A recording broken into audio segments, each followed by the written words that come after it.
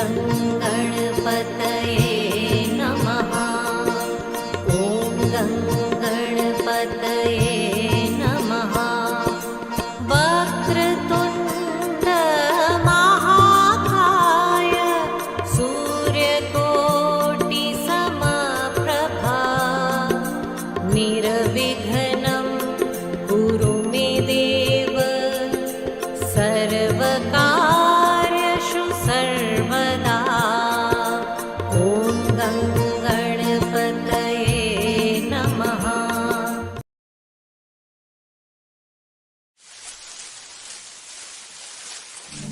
जयधारी माँ। हर जीवन अनेक प्रकार के रंगों से भरा हुआ है। बातचीत वही रंग बांटेगी आप सबके साथ। हम सब एक हैं, बस सोच अलग अलग है। बटोर लीजिए उन रंगों को जो भी आप चाहें इस बातचीत से, और ढाल लीजिए अपनी सोच में। यही मकसद है इस बातचीत का। आइए मिलते हैं अपने प्यारे से मेहमान से। अतिथि देवो भव। जयधारी माँ आप सबको। We welcome our audience very warmly. Gratitude mummy. Arundhati ma'am, उनके बारे में पढ़ा, जाना, सुना, देखा। Of course बहुत ब्यूटिफुली पावर देखी, पोजीशन देखी, रिकग्निशन, अवार्ड्स देखे, काम देखा, मेहनत देखी, पर clarity and strength of emotions दिखे, clarity and strength of purpose दिखा। ये दिखा कि वो कितनी रूटेड है और ग्राउंडेड है, and how much family matters to her. और एक और चीज दिखी, that you can define her with one emotion beautifully: trust. I think her need and want in life is trust, one of the greatest needs and wants. वो खूब trust देती है और वो खूब ट्रस्ट लेती भी है। तो let's get to know her more. Let's get to know her more. Let's see a video on her and greet her with all our gratitude. Ji.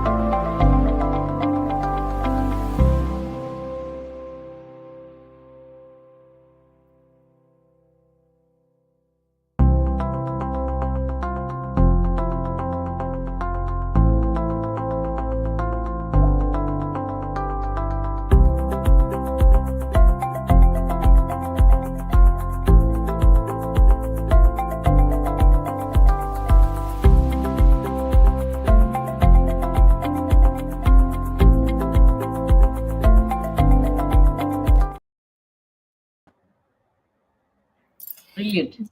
Jayadhari ma'am, we greet you very, very warmly. Thank you for being with us, ma'am. Thank you so much. And Saina, I must say that introduction of yours is by far one of the best ones that I've heard ever. So thank you very much. I don't know how deserving I am of it, but thank you. Thank you for those very kind words. It's all Ma's kripa, ma'am. Ma'am, so much gratitude that you're here, and thank you for being you. Thank you for being you, ma'am. आपसे banking के बारे में और corporate world के बारे में सब पूछते हैं, but I think I want to talk to you about life today. Ma'am, banking sector हमें कितनी लाइफ की ड्यूअलिटीज को हैंडल करना सिखाता है. मैम, आपके पास लोग सुख में भी आ रहे हैं, दुख में भी आ रहे हैं, धूप में आ रहे हैं, छाँव में आ रहे हैं. how do you handle so much of duality of life and so many different mindsets, ma'am? So, one thing I used to sometimes tell my people is that, it's very rare that you get a chance to serve and be paid for it. Okay, most of the people who serve, they serve because they're volunteering for it and it gives them a lot of satisfaction. In banking, you actually get to serve a lot of people and still be paid a steady salary for it. And that's not something that you should not be grateful for. You should be very grateful for it. And I was very grateful for it. Like you said, लोग दुख में भी आते हैं, सुख में भी आते हैं, लेकिन दोनों की कोई एडवाइस की ज़रूरत है, दोनों की कोई ज़रूरतें पूरी करनी चाहिए हम लोगों को. Because if there are two things in life people value hugely, one is health and the other is money. It's the two things that gives you security. And as a banker, if I was not able to provide that in times of stress or in times of, plenty, when they didn't know what to do with, the money and they needed advice, then I wouldn't really be performing any uh, useful service to them. So, it gave me immense pleasure at that point of time to be able to do that. And in fact, when the Prime Minister Jan Dhan Yojana started, we had been trying to do financial inclusion for 14 long years before that in State Bank. But somehow the confluence of things didn't happen in the sense that we didn't have the right technology, we didn't have a project like approach, we didn't have the proper support from the various resources. Everything sort of came together when we launched PMJDY.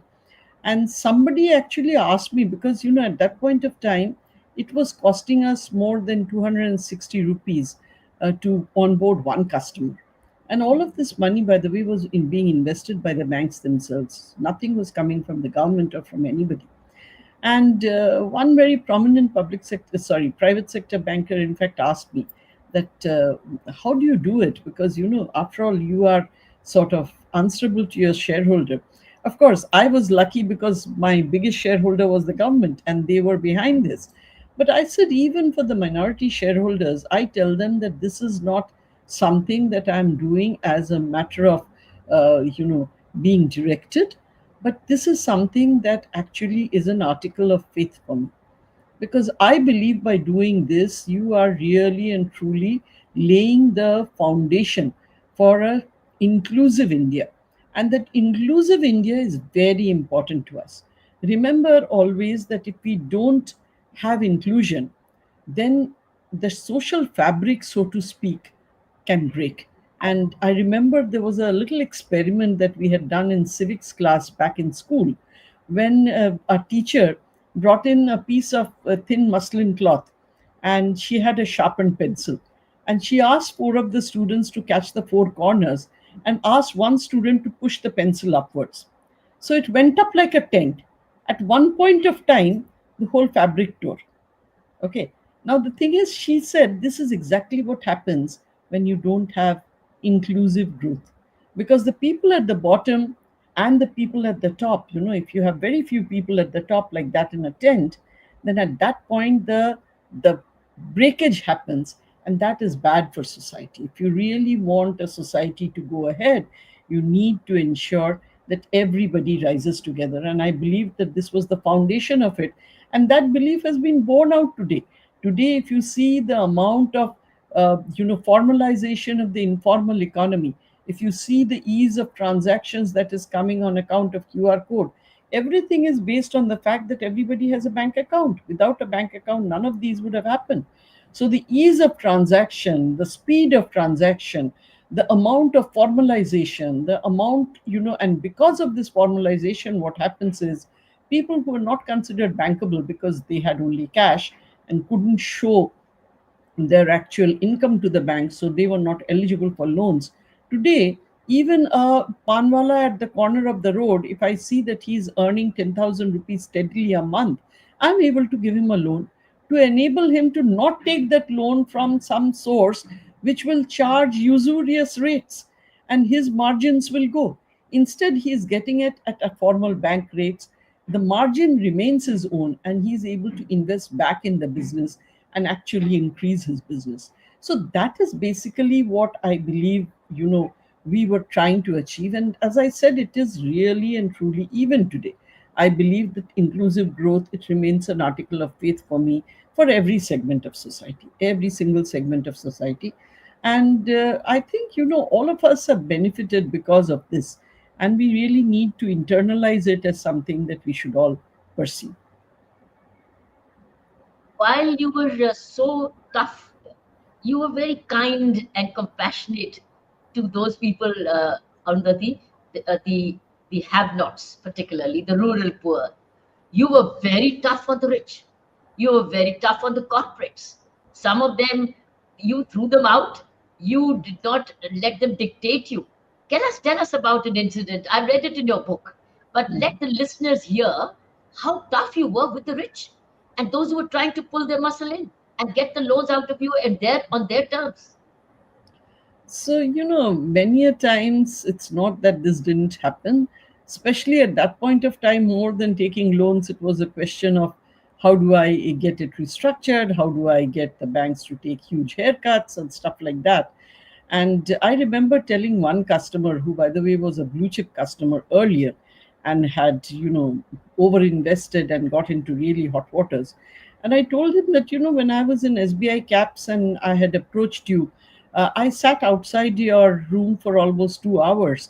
I was given an appointment, but it was 2 hours till you called me in, and I was disposed of in 5 minutes' time without even hearing what I had to say. And believe me, today when you are coming to me with such proposals, I find that day to have been something that where you are far more dignified than what I am finding you today. I would not have come with such a proposal at all. Believe me, I prefer those days than what you are doing today. Because, what you are saying is absolutely doesn't make sense. It's impossible. And we will not even hear it. There's no question. So the thing is, I have tried in my own way to ensure that industry is also supported. At the end of the day, industry creates employment. Employment creates better standards of living. In any case, India had sort of, leapfrogged from the service, from the agri economy right into the service economy. So we had missed out the manufacturing stage, and I was interested in ensuring that manufacturing developed in this country, which is also very necessary. At the end of the day, we need to be, as the Prime Minister rightly says, we need to be Atmanirbhar.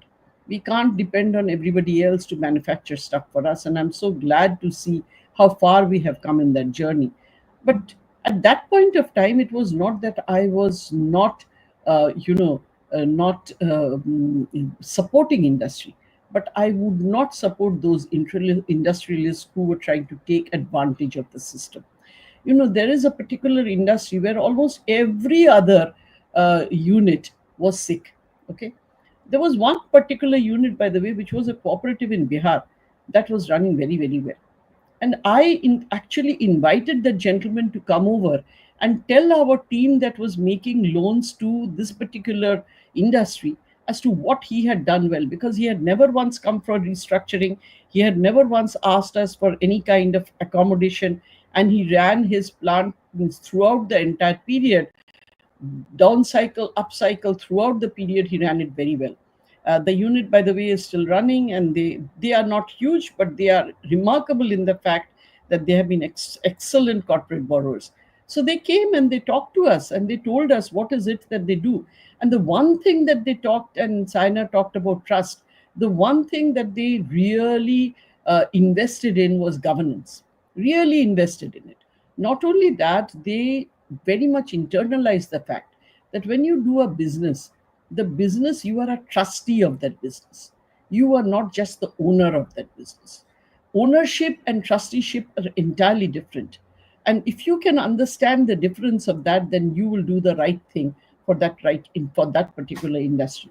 You hold it in trust for everybody else, for all the stakeholders that are involved in that particular industry.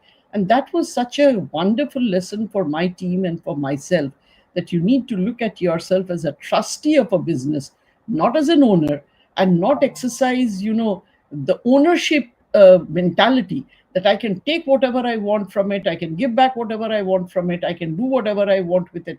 That no longer applies. Once you have public money, once you have the bank's money, you are a trustee of that company.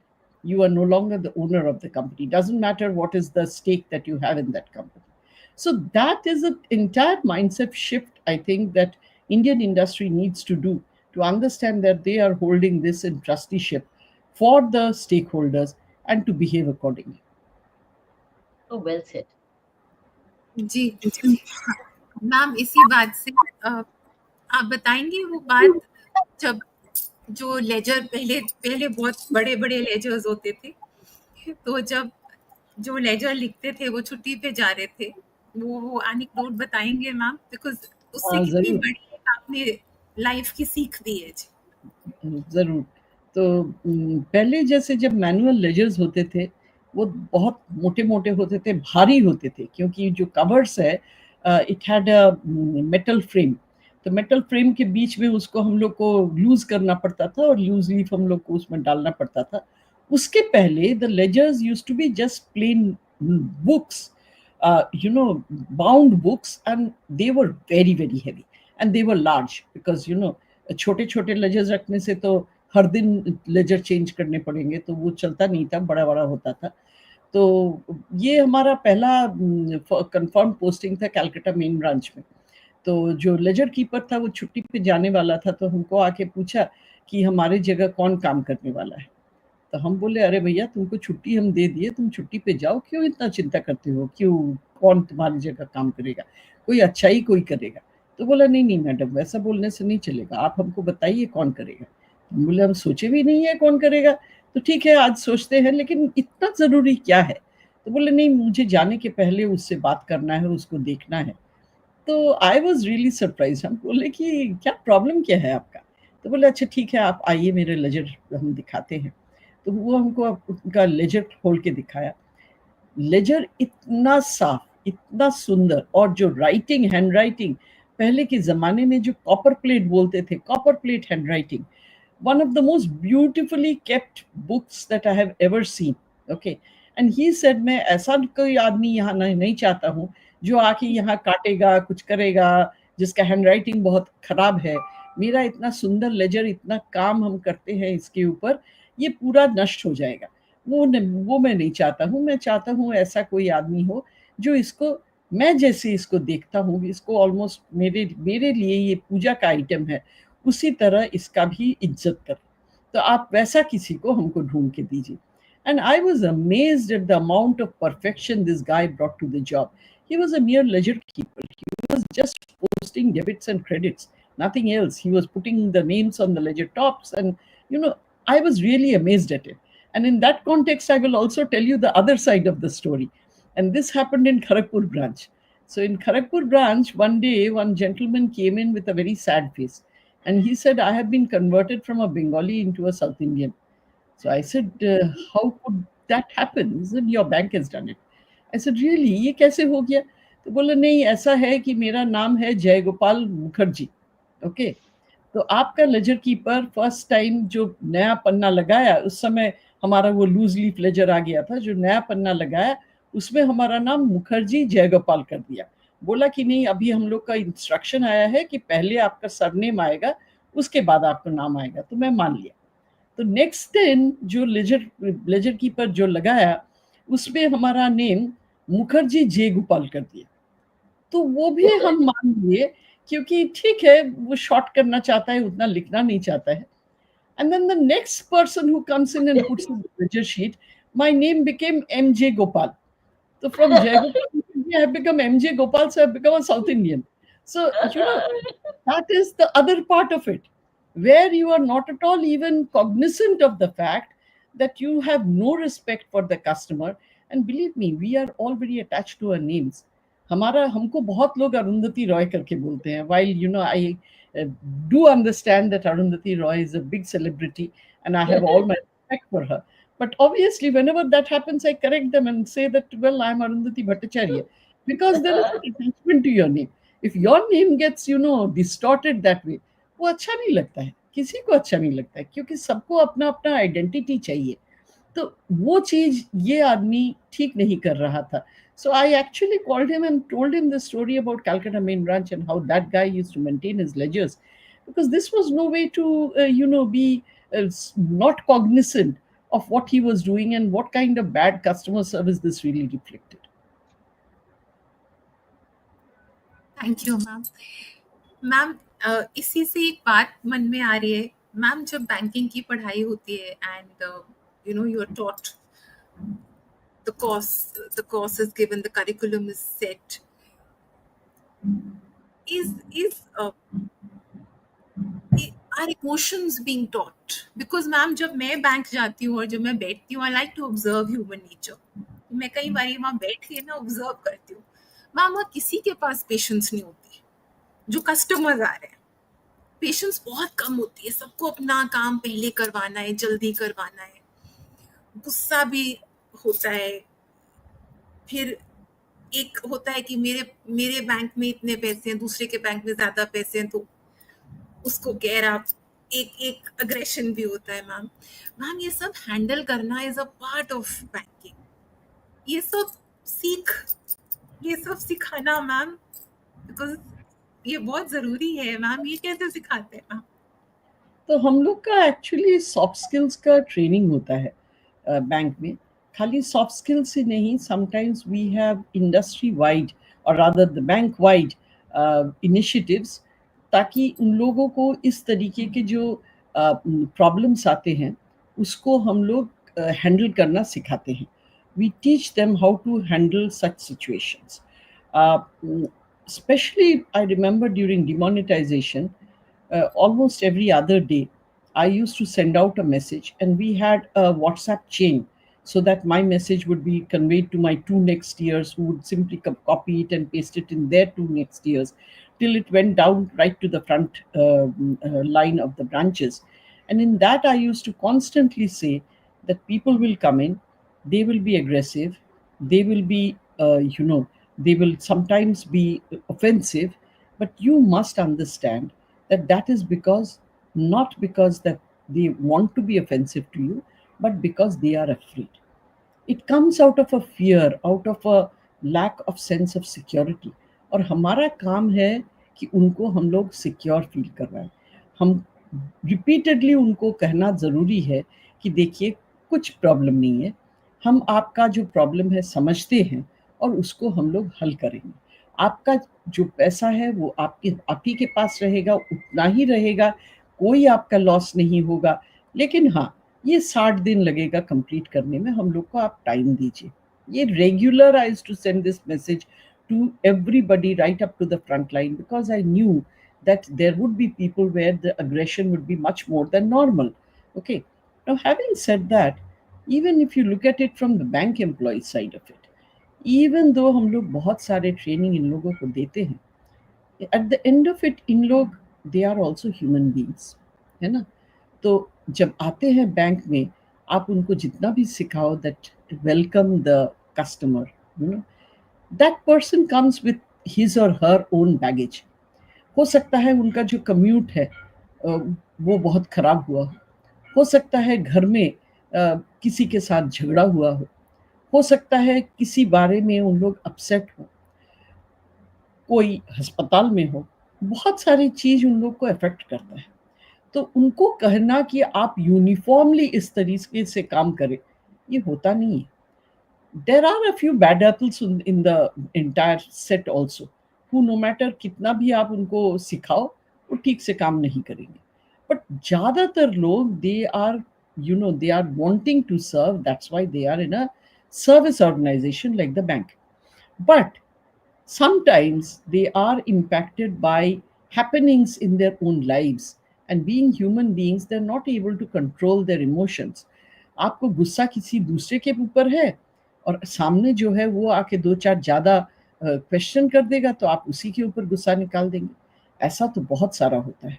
तो दोनों side को मेरा जो request है कि let us B cognisant of the fact, इन्हीं लोग जब बाहर जाते हैं, विदेश जाते हैं, हम बहुत लोगों को देखे हैं, विदेश में कोई काउंटर में किसी को सर्विस देता है, बीच में से कोई आके बोलता नहीं है.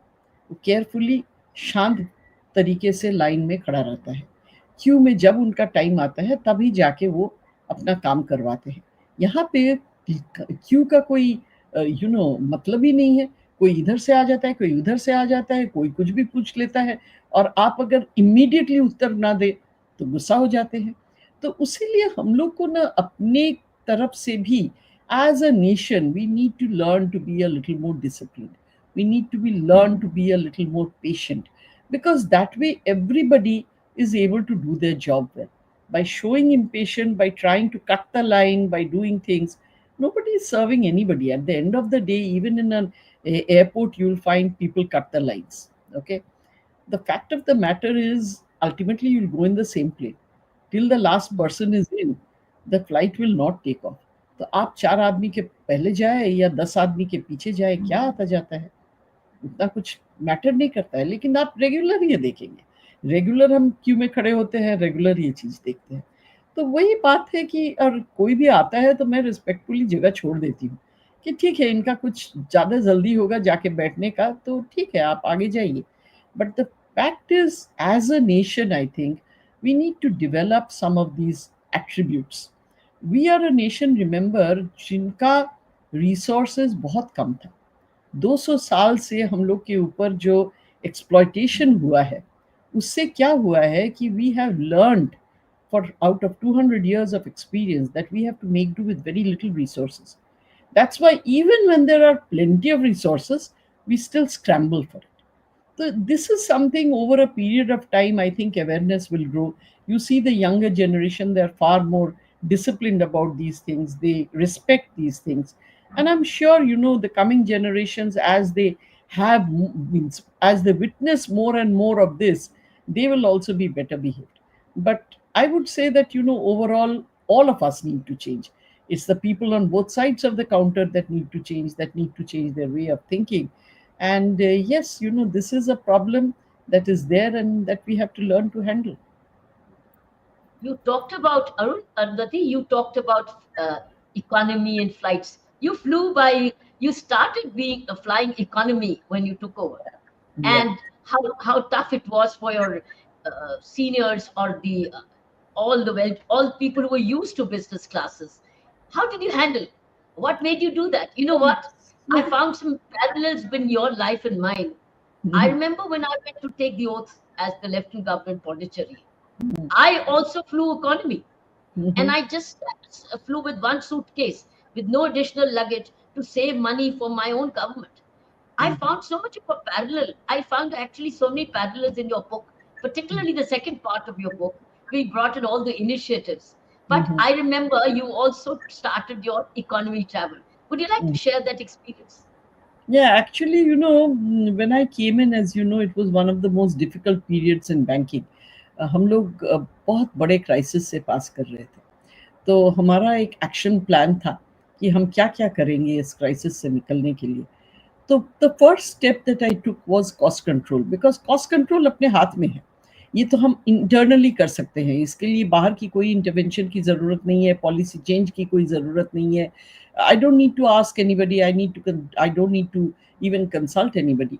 But what I did was, first and foremost, when I set out this cost saving exercise, एक चीज मैंने की वो है कि हम एक इंटरनल ब्लॉग था हमारा, तो उसमें the first blog I put was, that this is something that we are planning to do, और आप लोगों के पास अगर कुछ आइडियाज है तो हमें दीजिए, और उसके ऊपर हम लोग विचार करेंगे, अच्छा होगा तो उसको हम अडॉप्ट भी करेंगे।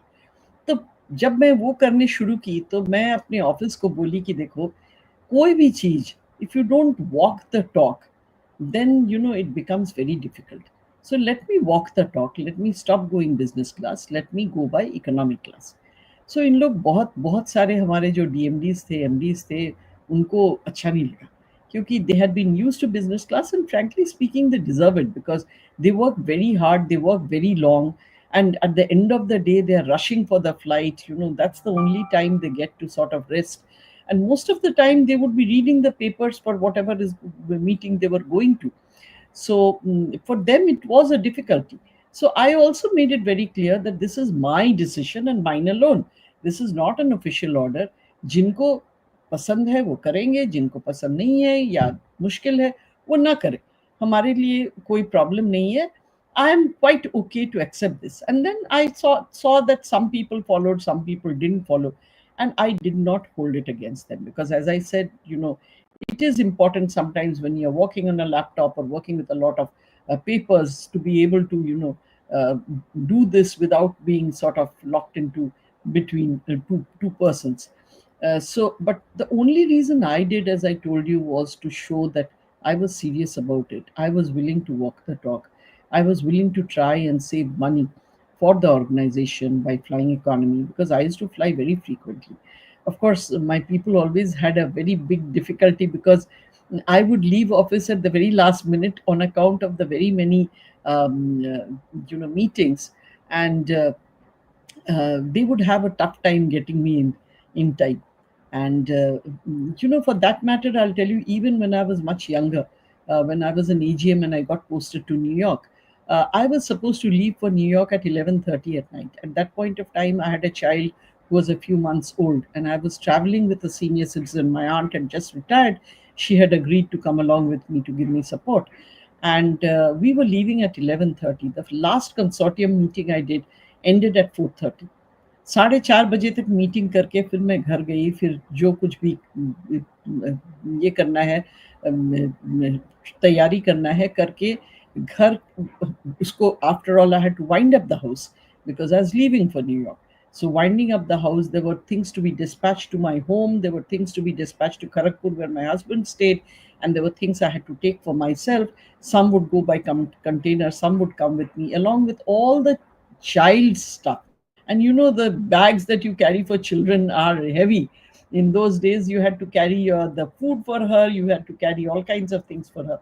So वो सब, लेकिन that's the only time I had. Means I worked till the very last minute before I could leave and then get on the flight. So I have always tried to make sure that I am making the best use of the organization's money. Even today with Salesforce, we try to make sure that we are making the rupee go as far as possible and not waste even a single penny of it. Oh, nice. Oh, nice. Ma'am, talking about resources and money, and what does money mean to you, ma'am? I also find it very fascinating that bank में हर एक की अपनी अपनी एक salary होती है. They carry home, and ma'am वही लोग पता नहीं कितने अरबों रुपए रोज गिन रहे होते हैं, देख रहे होते हैं, एक जगह से दूसरी जगह जा रहा होता है पैसा. Ma'am, what a beautiful lesson of life. That money could mean abundance, money could mean sustenance, money could mean also greed, money could also mean auspiciousness, money could mean health. Ma'am, but what an important lesson of life. Everybody is seeing so much of money the whole day and carrying home a fixed amount. That doesn't affect you at all. After some time it comes, the first time you see a packed currency chest, you might be a little amazed. And frankly speaking, the first time I took over a currency chest was in Kharagpur. And it was such a painful experience. I never looked at that money again, because I was required to actually count the money to make sure I'm getting the right amount. Okay. And believe me, for the life of me, I couldn't get 100 when I counted a packet. I would always get 101 or 99. So after seeing me and almost laughing at me because I was not an expert at counting cash, and those days there were no cash counting machines. Okay. So ultimately what they did was they said, ठीक है आपसे नहीं होने वाला है, तो हम एक अच्छा कैशियर को बुला के बिठा देते हैं, आप खाली क्लिप करो. Clip यानी कि I would clip a certain number, just any number, a random number of notes. They would count the rest, and I would count only the clip notes and make sure it made 100. Okay. So that way I got the money counted. But once I had that, I was so sick and tired of it. I was not willing to look at that money again. Oh my God. It's horrifying. So, anyway, but I think, for me, what money really denotes is security. It is important in a person's life because at the end of the day, you have to understand our state is still not able to provide the kind of security, a social safety network that some states have been able to do it. And it's very difficult क्योंकि हमारा देश बहुत बड़ा देश है, हमारा देश बहुत पॉपुलस देश है, तो सबको वो सिक्योरिटी नेट देना उतना आसान नहीं है. तो इसके लिए इसकी जो लायबिलिटी है और इसकी जो रिस्पॉन्सिबिलिटी है वो अपने पे आती है, और अपने पे आती है तो you have to understand how to insure your future security. So at the end of the day you remain independent. You are not dependent on somebody. And I think, by the time our generation came to the fore, we were not only supporting our earlier generation, we were also supporting our younger generation. And we had by then realized that, when the younger generation grows up, we wouldn't like to be supported by them. We wanted to be, supported, be independent on our own. But at the end of the day, we also saw what people who were greedy, the outcome that happened to them. And it was not a pretty outcome. It was never a pretty outcome. And therefore, it didn't make sense to me. At the end of the day, I think what I value most is a peaceful night's sleep. I need to go to bed and sleep in peace. That is much more important to me than anything else. To be able to look at myself every day in the mirror, that's very important to me. And I think that is true of most people. Kiran ji बैठी हैं, उनको भी यही यही भावना होगा कि Yes. हर दिन जब हम उठते हैं तो if I see my face in the mirror I should be proud of what I see, not hide from myself. So that is important, I think, for all of us. It's amazing coming from a person who's seen so much power in money. And you have a blessed heart.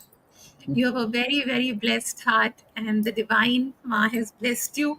We're going to show you a little small clip, but it shows you your heart, ma'am. A small clip. We'll take a little, we'll show you the clip. Thank you.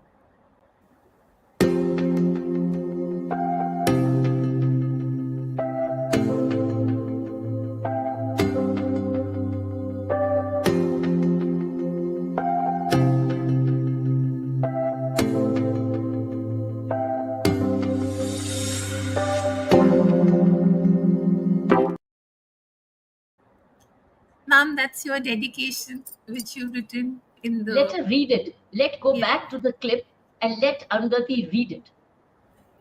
Ji. Can Shakira play it back and let her read it? I think let it connect directly with what's written in the preface. Can we replay it, Kosaina?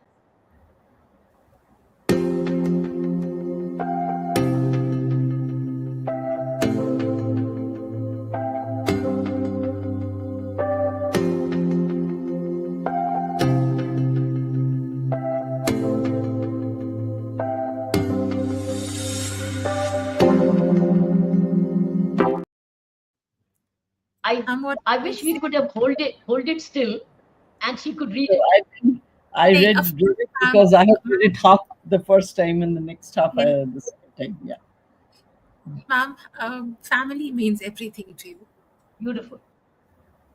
You want to, ma'am, share your thoughts? What's coming to your heart? I've seen through your book, Arundhati, how you struggled all over.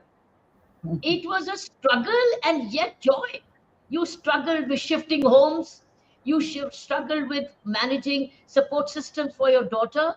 You managed different transfers of your husband and different transfers overnight, and also changes in the banking when you're at a particular branch.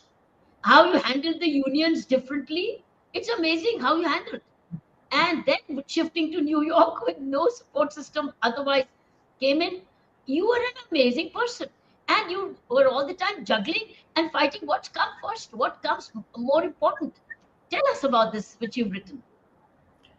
So basically, I think it's also the fact that I have had some really excellent support systems uh, from my family, from my parents, from my friends, my the spouses of my colleagues, from relatives. Really speaking, I have had so much support, and I have so much of gratitude for them. I cannot tell you. For instance, when I was going to New York and I was going alone with a little child, my aunt she had just retired. She was a school teacher. She volunteered to come along. She interrupted. She had started a school on her own. She decided to hand it over to somebody else, and she came along. And now, for her to do that was really, she really wanted to concentrate on building this new school. She literally gave me so much of support. Uh, but it was not only that. After 1.5 years with me, the immigration attorney said that she needs to go back, because if we again apply for another visa extension, she was getting 6 monthly visas. They will not allow it. So it is better she goes back, because if they say not allowed once, she'll never get to enter the US again. Now, at that point of time, I was really at a crossroads as to whether send a 1.5 year or 2 year old child back home all by herself with my aunt, or to keep her with me and not have a proper support system, leave her with somebody or the other, uh, or all of us to go back together. And it was really, means, my husband played the devil's advocate. Every time I suggested something, he'd tell me what were the downsides of it, and he told me, I'm telling you the downsides so that you make a informed decision, and I will support you in whatever decision you make, but you need to think through before you make the decision. Ultimately, my mother, my sister, they all talked to me, and their thing was that send the child back to India for a year. All of us will look after her, and don't worry about her at all. It'll be just a year, and then come and get her back. And that way, for the next 1.5 years, your aunt can be there, and she can provide the support. Anyway, she's just 2 years old. It should be fine with her, and we will arrange to take care. So, with so much of the support coming from them, at the end, I did decide to send my child home. It's those 365 days were very, very difficult for me. I really and truly found it tough. And in those days, we didn't have FaceTime, we didn't have Skype, we didn't even have proper phones. And they were living in Bokaro, which was in Bihar at that time, now in Jharkhand. The connections were terrible. Half the time, the phone would ring, but actually, it wouldn't ring on the other side, because the lines were down on account of some storm or the other. And it became such a bad thing that I was literally calling the entire neighborhood to find out how she was on a daily basis, and the entire neighborhood almost started taking care of her. They kept track of her movements and her health, so they could tell me, नहीं आज सुबह ही बच्चे को देखे हैं, घर में है, सब ठीक ठाक है, कुछ hospital. I always used to fear that they have all rushed to hospital with her. I don't know why I had that terrible feeling. But somehow or the other, and for that matter, because she, means my brother-in-law at that point of time, my sister's husband, every morning he'd get up at 5 in order to go and get milk for her, so that they would give it to him in front of him, so that there would be no contamination and things like that. Every day for a year, he went at 5:30 in order to get the milk. So everybody sort of pitched in to help, and I'm so grateful to them for it, because they did it like none other. And not only that, even as she was growing, and this is another story that I've been telling recently because I remembered it. I think it was her 8th birthday, and I had gone to Sydney for some work, and I was returning via Hong Kong, and I was supposed to come back. Her birthday is on the 30th of April. I was supposed to come back on the 28th of April, and unluckily, when we landed, there was this typhoon warning, and all flights out of Hong Kong were cancelled. And that year, the New Year, the Lunar New Year, was on the 1st of May, and there was not one ticket that I could get. You couldn't get a ticket for love or money. I just couldn't get a ticket on the 30th. So I ultimately got resigned and understood that I couldn't go, that I would reach after her birthday. And that really upset me. It made me feel terribly, terribly guilty. And I was so totally upset. But then I decided that, there's no point in just feeling upset. Let's see what I can do. And I called up, we used to live in a building with a number of other SBI officers. So I called up the spouses of my colleagues, and I said that she has an evening little party where we have given some, invitations to her classmates. When they come, if you can please look after them. The food and everything is ordered. I gave my husband detailed instructions that, everything is ordered. The games are all done. Just allow these ladies to conduct it and let her have a good time. And then I called up some of my friends and told them that take her out in the morning for lunch, please. And then I went around Hong Kong because she was into beads that time, and I found the biggest box of beads whatsoever in Hong Kong. It was so big that I had to take it by hand. I couldn't put it in any luggage. I had to take it by hand, and I decided that's all I could do at that point of time, and just stopped feeling sorry for myself and sorry for her, and tried to sort of internalize what I was doing. I came back early in the morning on the day after her birthday, and I handed her the box of beads, woke her up with it, and she was delighted, absolutely. And I asked her how her birthday was. She said it was one of the best birthdays. Aunties allowed me to have ice cream for lunch, which you never allow. Okay, and in the evening, in the party, we could party as long as we liked. Nobody stopped us. So I had a really great birthday.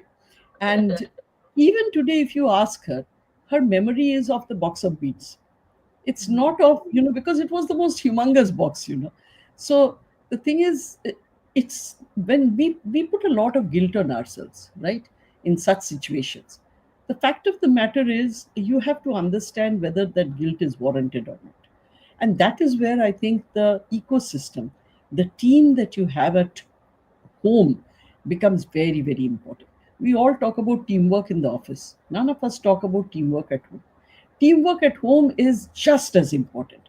If you want to go ahead with your career, you don't have the kind of support at home, you don't have the ecosystem at home, then it is going to be a far bigger struggle. For every time that I have had a problem with her, even when I was traveling in places like Gorakhpur and all, and I got a message saying that, she was very unwell, she was having breathing trouble. I called one of my colleagues' spouses and asked her to take her to the hospital, get the medicines while I started back on my journey. From Gorakhpur, it takes a lot of time. We had to come by car at that point of time. There were no planes, no flights. The trains were pretty bad. So I came by road, but it would take time. I would only arrive the next morning. So I told them, and not only I told them that you can leave her with my caretaker. She's really, really very, responsible. But the thing is, she's not very good at reading English. So, just mark the medicines, color code the medicines, tell her what time they are to be taken, and she will give it. But they opted to stay with her for the night till I arrived, and the whole matter was taken care of. I have done this so many times, and believe me, this teamwork is what has enabled me to actually, continue with my career. Without this, I would have been lost long back. Yes, ma'am. Yes, ma'am. It's a You've blessing. been like a mother to your rank and file also. In Yes. fact, you've been a mother to your rank and file. The kind of policies you brought in for your women colleagues, you gave them weekends, you Mhm. gave them maternity leaves, you gave them study leaves, and you saved many hundreds of women from getting dropped out of jobs. That's what you loved for, and that's where while you brought in all kind of technology changes, which we're not talking about, the world is talking about, but the kind of humane changes you brought in against all odds for your rank and file, exactly the mother at home as well. Is that a special woman's trait? That was a woman in leadership, a woman in power, and a woman leadership. I think that is more of a woman's trait. It's not that it doesn't happen in men, but I think you need to be very empathetic in order to do this. If you don't have empathy, then these things are difficult to envisage and understand. You need to be empathetic. Even today, there are lots of people who reach out to me with problems in various banks. And if I know some of the people in the banks, I reach out to them and try and help them solve their problems. Because believe me, these people reach out only when they are at the end of trying everything out and they can't get it done. That's when they reach out to me. So I do believe that, it is important for us to have that empathy. It's what makes a workplace humane. It's what makes a workplace good to work in. And a Yes, lot of people have told me after I've retired that, we never used to worry about coming to work. It was actually fun to go to work. We yes, weren't stressed out or anything. And therefore, the amount of positive energy that comes in is something that really and truly helps you in the job. They give back so much. And if you are empathetic and do something, those same people, give you back tenfolds in their loyalty and hard work, because they know that this person and this organization will support me in my hour of need. I think it's very essential to have that. I'm not saying men are not empathetic, but not to the extent that women can be. And the few who are actually all successful leaders. The ones who have that actually make successful leaders. absolutely, absolutely. Your book is full of Ma'am, that. yes, ma'am, Yes. what is it like now working with young people, youngsters? Because you started asking very early in your career, what do I bring to the organization? Right. You started Uh, very early asking this. What is it like now? Ji? so, working with the younger generation, by the way, I get a lot of reverse mentoring, lot of it. And Mhm. I truly appreciate it, truly appreciate it. The fact that, with a lot of patience, they have made me understand the technology stack, that they've given me the ability to go and speak in front of customers with full confidence, and, the ability to participate in whatever they are doing and bring my, contribution to the fore. Like, I always tell them that, I believe that you need to have win win deals. You can't have win lose deals. And you will never have win win deals unless you put yourself in the shoes of the customer and understand why this customer is saying what he is saying.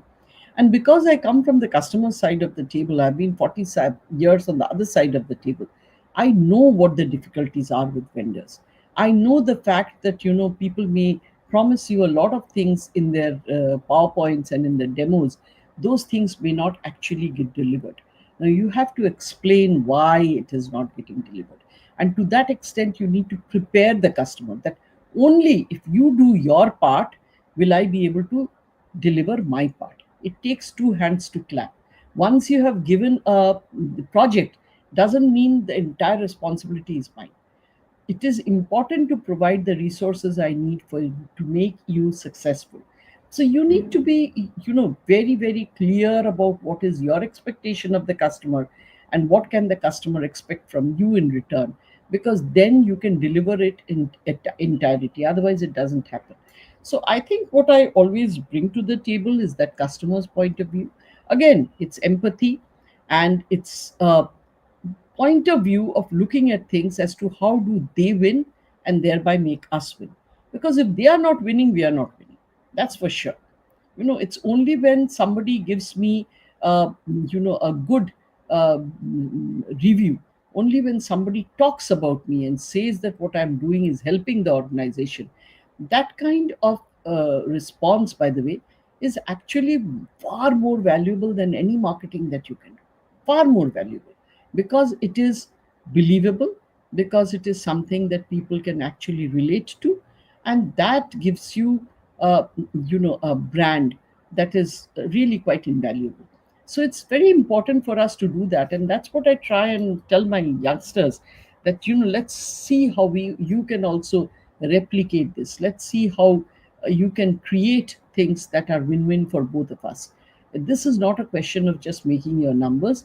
It's a question of ensuring that you are selling the right solution to the right customer, that you are taking them on the steps. Somebody can just, if they're digitally very mature, for them it might be two steps.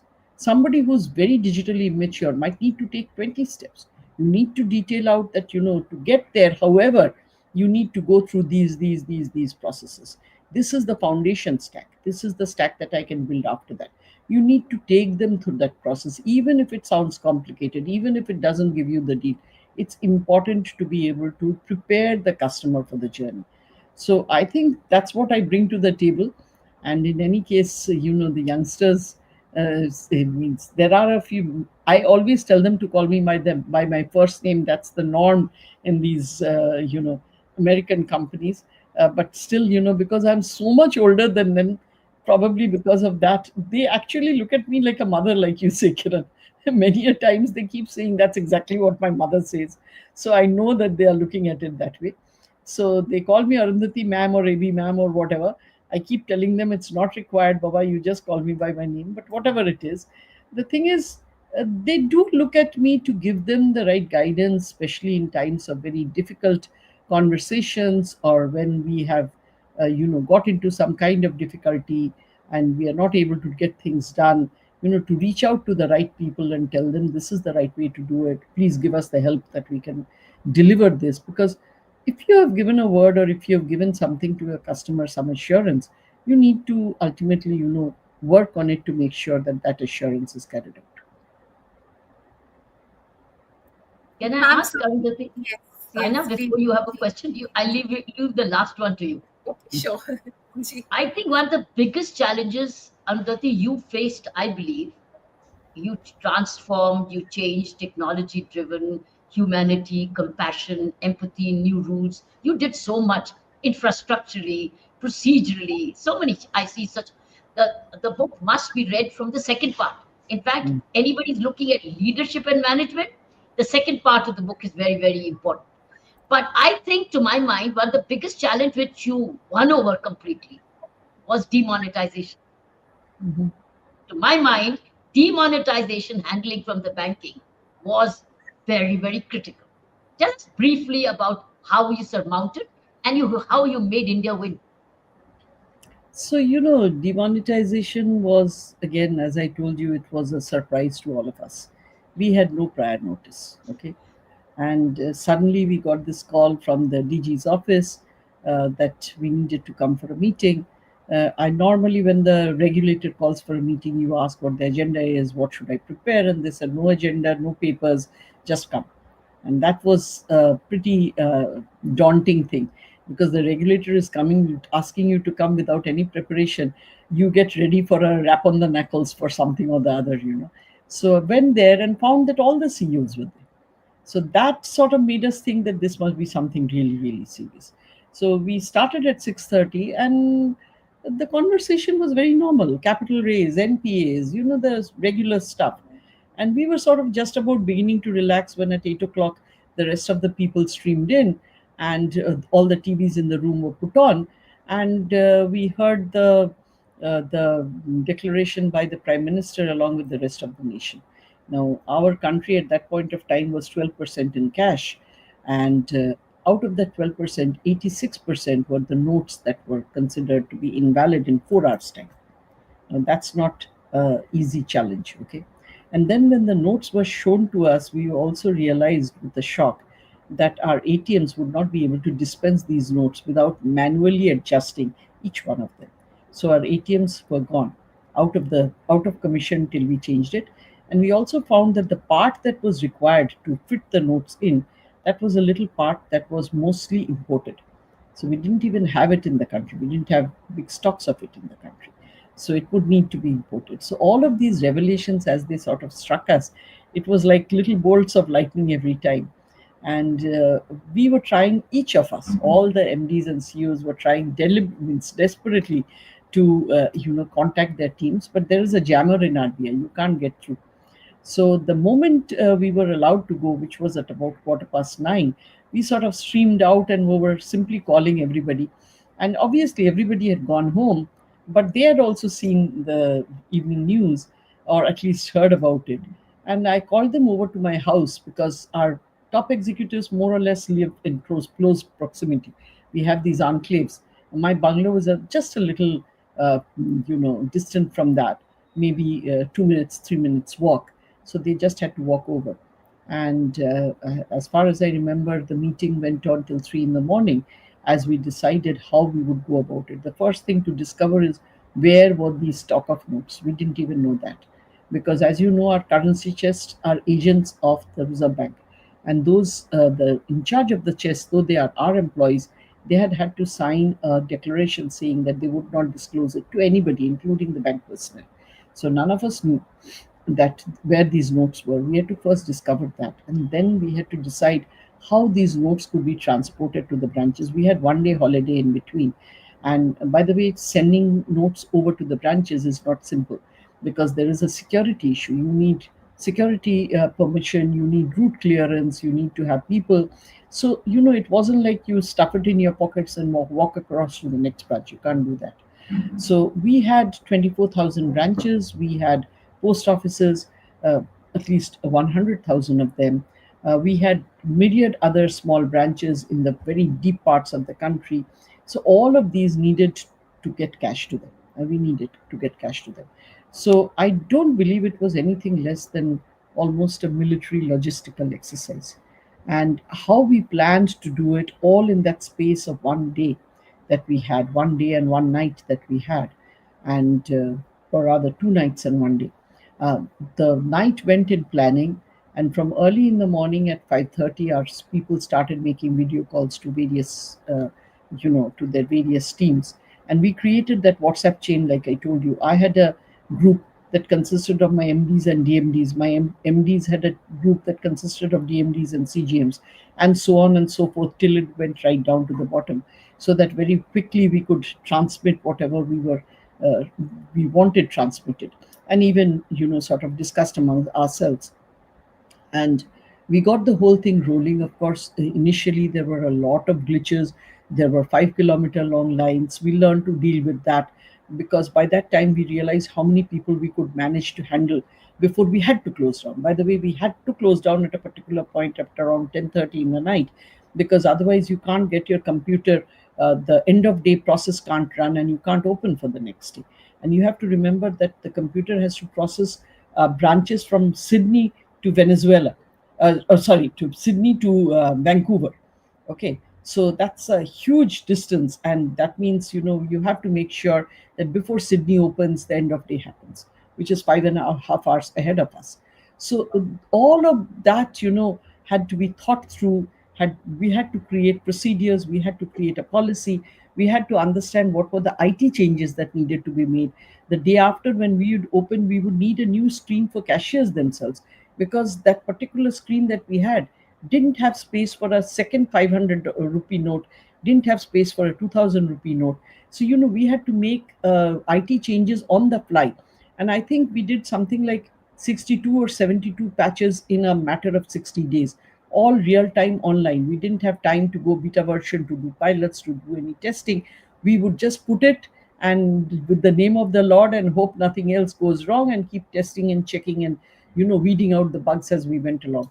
So it was a very, very difficult time, a difficult time of coordination, of ensuring that every branch had enough supply of notes, and it was not easy. And sometimes we had to use things like military helicopters as well, in order to reach out to the far off branches, because there was no other transport to get to them that quickly. And there were a lot of logistical challenges, huge logistical challenges. Our staff were all challenged, and again I had to keep them very calm, because to the public at large, we were the face of the government, because the government functionaries, they are not there as the face. Nobody knows who to do. If I knew if there was going to be some kind of a problem, it would happen in the branches, and I was mortally afraid for the lives of everybody. And every morning I would wake with a prayer, and every night I would say a prayer of gratitude that nothing happened. But it was an amazing thing that we did, that in 60 days we managed to do all of this, and without a single loss of life, without any rioting. In fact, that's where Venezuela popped into my mind. In Venezuela, actually, they tried this. They had to roll it back after 3 days of rioting and looting. They rolled it back. They couldn't do it. So the thing is, it's been tried in much smaller countries. They haven't been able to do it, but we managed to do all of this. And by the way, at the same time, managed to keep up a modicum of banking activities that still had to be done, because there were people needing banking activities during that time, which was again not easy. But yeah, by grace of God, we went through that. It was sometimes a very rewarding exercise, sometimes a very difficult exercise, but yeah, it's a memorable exercise all the same. Kudos indeed. Kudos Thank you. indeed. Most grateful. The nation is grateful. I know I was watching it all. I too was part of the instrument during the 2017. You were struggling here. I was struggling in Pondicherry. And Okay. I know what a big challenge it was. Yeah. Thank you, and to your entire team. Kudos to you. Thank you. Thank you. Thank you so much. Thank you. Believe me, Ma'am, by the way, the only time I got more letters of accolades than complaints was during those days. Most of the time there would be all letters of complaints. That's the only time we got more Wow. appreciation letters than letters of complaints. Yes, yes. I know it was a very big challenge, and it really went through very smoothly, bringing great credit to the nation as a whole. Thank you. Thank you. ma'am, want to conclude our conversation on a little different note, if you allow me. Ma'am, what do you like doing? What's your day like? What do you enjoy picking up for yourself when you go to the market? What are your little hobbies? What do you enjoy, ma'am? So, one thing I do enjoy is, catching up with my girlfriends. They are hugely supportive. Friends from college, friends from school, friends who who have retired, my ex-colleagues. I'm very, very close to them, and we have a very strong, bonding amongst all of us. I can lift the phone anytime and talk to any of them, and of course new friends that I have made since then. So there are a lot of people that I can call, and I enjoy catching up with them. That's Lovely. one. The second thing is that till very recently I used to read a lot of books. Today I do read books, but not that many, because it becomes tiring for my eyes. I'm on the screen most of the day, and then my eyes are very tired. So sometimes I relax by looking at some serials on OTT. Some of them are very silly serials that don't need you to exercise your mind at all. But I like to look at stuff that makes me laugh a little, smile a little. So not the serious, very serious stuff. And yeah, the other thing I think that I used to love to do is, I am a foodie. I love food, but of recent times I have tried to control that, because I think the time is right for me to realize that I can't continue to do that. I need to be conscious of what I put in my mouth. And I really believe, if there is one organ in your whole body that actually is your enemy, it's the tongue. Because yeah, because of what it leads you to eat, and because of what you say. Of course it can be a help to you as well if you communicate well, but if you happen to say something, by the way, which is hurtful, which is not the right thing, you can destroy a person. That person will remember it for life. So it can be really, really a bad instrument. We need to use it well, not badly. We have to be careful about what we do with it. That's the only thing that I've realized. So beautiful. Thank you, ma'am. Thank you. When did you get time to write, Rundhati? How did you Actually, get to it write? was, yeah, it was because of COVID. Because over the Uh, weekend, by the way, I'm not very good at phone conversations, even with friends. I can't hold a conversation for more than 5 minutes, and then it doesn't seem personal enough. So during the weekend, I needed to de-stress, and Asha. HarperCollins came just at that point of time asking me to write about the chairmanship period, and I said if I have to write, I'll write about my whole journey, because I believe a lot of things in my childhood shaped what I am today. So I wanted to write about it. And they said, they were a little hesitant. They said, okay, you write and then we'll see. You write a chapter or two. So I sent them 2 chapters. They liked it. They said, okay, you go ahead and write the whole thing. And of course, as usual, it becomes very heavy. Then you have to cut out all kinds of things and make it fit it into whatever they have said, which I tried to do. It still overshot it. But yeah, that's the time when I actually wrote it. And it was like a catharsis to me, being able to write during that period of time. Because the only other thing that I was doing, other than trying to fit into a new job, the weekends used to be time when I needed to sort of switch off from my job. There were, of course, a lot of dishwashing jobs waiting for me all the time. And that sink of mine, is like PC Sarkar's Water of India. You remember he used to pour out from a jug, and after every act, the jug would be full again. So Yes. ours is like that. If I wash up everything, the next moment a spoon or a plate would appear. I don't know from where. So that was my duty. So that was always there. But that was not enough. And that's why the book got written, actually. Thank you so much for having written this, because it Thank gives you, it shares your life as a mother, as a wife, and then as a professional, and as a daughter, having grown up in some lovely circumstances. I think it's a great story. Great Thank you. story, both of professional leadership and also woman as a normal person, but Yeah. who's aspiring to make the contribution. You never gave up. You always had a purpose to achieve something. Yeah, thank you. Ma'am, Thank you. would you like to leave us with a final thought? Any thought coming to your mind, ma'am? The only thought, like Kiran just said, that I always tell people that don't give up. Giving up is the most, the worst thing that you can do. It's the shortcut. Don't take that. Take the long route out, and things will change. Everything is cyclical. Bad times change, good times will come. You have to wait for it. It will come in its right time. And if you've done the right things at some point of time, you'll get rewarded for it. You don't have to worry about that. That is one. And the other thing is, of course, that you need to remain in touch with the people at the ground level. That's very important. The chair shouldn't distort your mindset such that you forget that you are not the chair.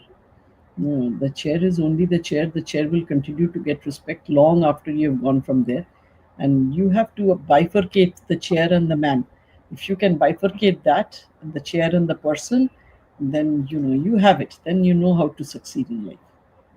Lovely. Beautiful. Blessed, ma'am. Great message. Thank you so much.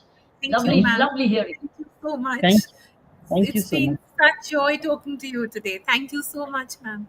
Thank you very much. Thank God you. bless you. Thank you. Jai Thank Hind. you Thank for you. giving Thank you very much. And believe me, I look up to you. So thank you so much. Thank you so Thank you. much. Thank you. Thank you, ma'am. Thank you. Jai Hind.